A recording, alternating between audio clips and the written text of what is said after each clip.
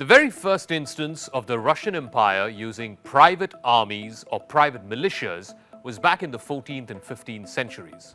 This was when the Cossacks were employed to carry out conquests on behalf of Russia's Tsars. The Cossacks were a nomadic tribe who ruled around the Dnieper region.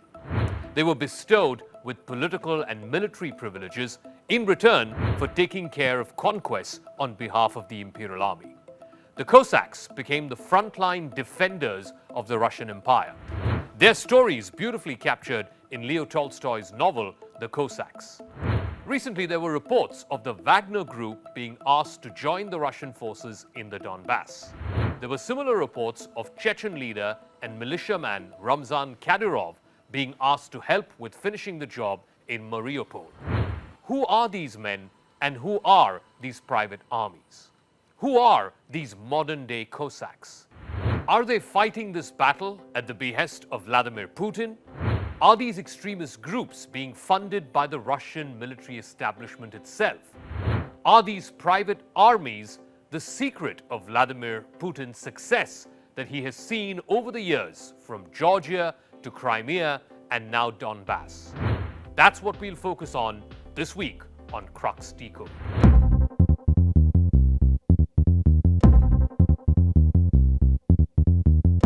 The Wagner Group came into global prominence during the war in Donbass. The Wagner Group helped separatist forces of the self-declared Donetsk and Luhansk People's Republics. But that's not the only place where this radical group is involved. The Wagner Group's contractors have reportedly taken part in various conflicts around the world, including civil wars in Libya, Syria, the Central African Republic, and Mali. They are often seen as a proxy for the Russian military. They do the ugly things which official Russian military forces cannot be seen as doing. Wagner operatives have been accused of war crimes in areas where they've been deployed.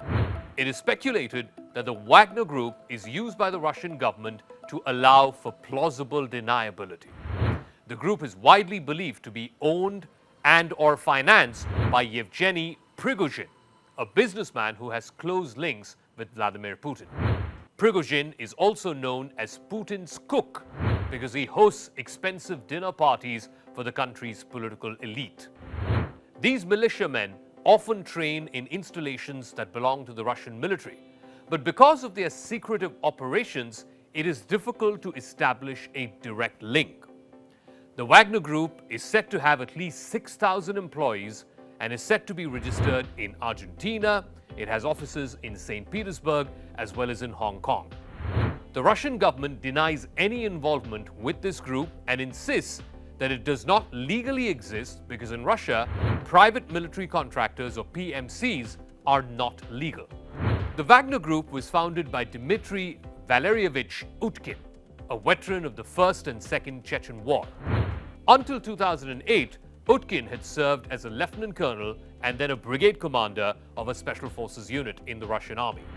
After leaving the military in 2013, he began working for the Moran Security Group, a private company founded by Russian military veterans. Utkin was deployed in Syria to safeguard Syria's rich oil fields. The Wagner Group itself was first active in 2014 in the Luhansk region of Ukraine.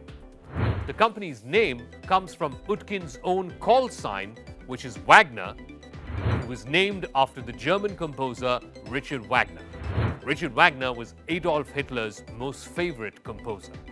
In December 2016, Utkin was photographed with Russian President Vladimir Putin at a Kremlin reception that was given in honor of those who had been awarded the Order of Courage and the title Hero of the Russian Federation. Utkin has an unlikely ally in Chechen leader Ramzan Kadyrov, who is the head of the Chechen Republic.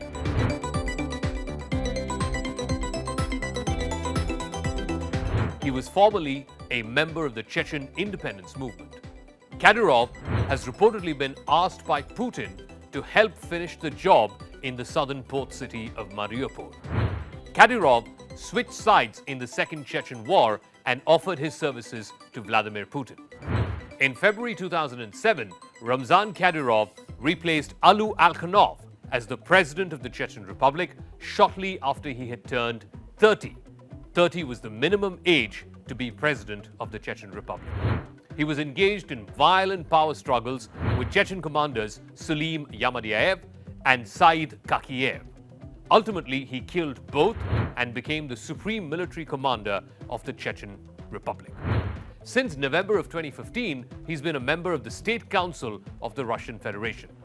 Kadyrov rules the Chechen Republic through despotism and repression. Over the years, he's come under criticism for a wide array of human rights abuses. In fact, Human Rights Watch has called the forced disappearances and torture so widespread under Kadyrov that it constituted crimes against humanity. During his tenure, he's also advocated restricting the public lives of women. He's also led anti-gay purges in the Republic. Ramzan Kadyrov has been frequently accused of involvement in kidnapping, assassination attempts, and torture of activists, critics, and their relatives. Now, he publicly denies these accusations, but Kadyrov has adopted a rather macho image where he frequently is seen posing with guns, wearing military fatigues. He also displays his opulent wealth from time to time.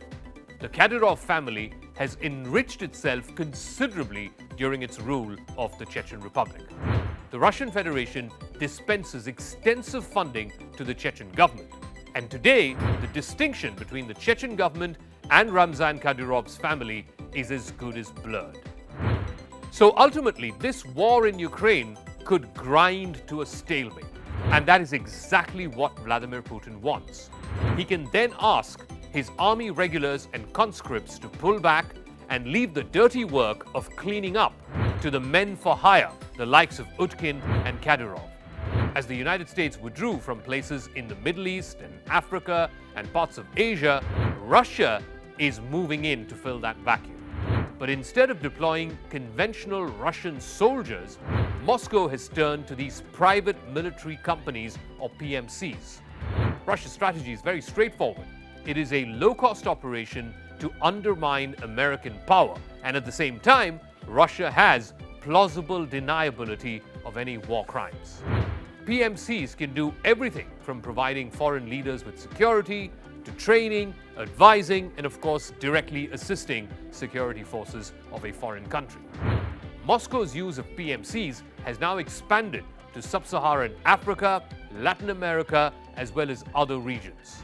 It spreads from countries like Sudan to the Central African Republic, Mozambique, Madagascar, and as far out as Venezuela. PMCs are now a veritable arm of the Russian deep state, with operations suspected or proven in as many as 30 countries across 4 continents and an increasingly refined and adaptable operational model. PMCs are likely to play a significant role in Russia's strategic arsenal, much like the Cossacks did in Imperial Russia.